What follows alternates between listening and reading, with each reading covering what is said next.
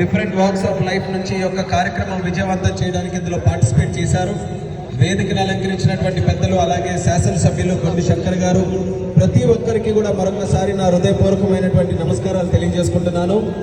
ఎంతో ఆనందంగా ఉంది. ఇంత పెద్ద ఎత్తున సక్సెస్ఫుల్గా ఈ యొక్క క్యాంపెయిన్ నడిపించినందుకు ఇందులో పార్టిసిపేట్ చేసిన వాళ్ళు, ఆర్గనైజ్ చేసిన వాళ్ళు ప్రతి ఒక్కరికి కూడా మరొకసారి నా తాలూకా ధన్యవాదాలు, అభినందనలు తెలియజేసుకుంటున్నాను. ఇలాంటి ఒక సమాజం మీద విరుచుకు పడుతున్నటువంటి ఒక మహమ్మారిని మనం తరిమి కొట్టాలనంటే అది ఏ ఒక్క డిపార్ట్మెంటో లేకపోతే ఒక వ్యక్తో చేయగలిగేది కాదు. సమాజంలో ఉన్నటువంటి ప్రతి ఒక్కరు కూడా కలిసికట్టుగా దాని మీద పోరాటం చేసినప్పుడే మనం విజయవంతంగా ముందుకు నడవచ్చు.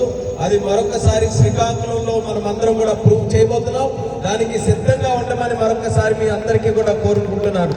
ఎందుకనంటే ఈరోజు యువత ఎవరైతే ఉన్నారో రేపు దేశాన్ని ముందుకు నడిపించే బాధ్యత వాళ్ళ మీద ఉంది.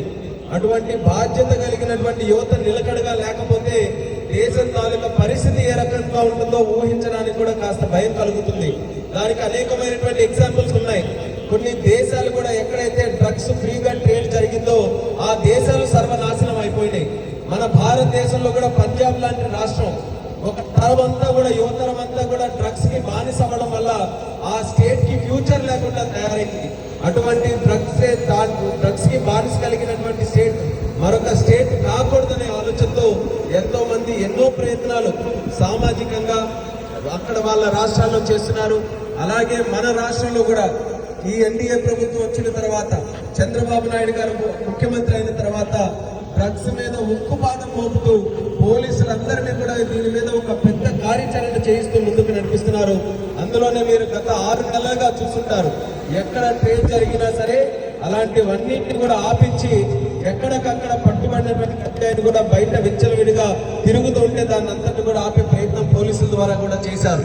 వాళ్ళకు కూడా అభినందనలు తెలియజేస్తున్నాను. భవిష్యత్తులో ఎక్కడ కూడా ఒక్క దగ్గర కూడా డ్రగ్స్ ఇక్కడ వాడకంలో ఉన్నాయనే మాట మన రాష్ట్రంలో, ముఖ్యంగా మన జిల్లాలో ఎక్కడ లేకుండా చేయాలి. దానికి ఈరోజు డాక్టర్స్ అసోసియేషన్ మంచి ప్రోగ్రామ్ చేశారు. బాడీలో వైరస్ ఉన్నప్పుడు ఏ రకంగా వాళ్ళు స్పందిస్తారో సమాజంలో ఉన్న వైరస్ కూడా తీయడానికి డాక్టర్స్ అదే విధంగా ఈరోజు స్పందిస్తున్నారనంటే వాళ్ళని నిజంగా మెచ్చుకోవాలి.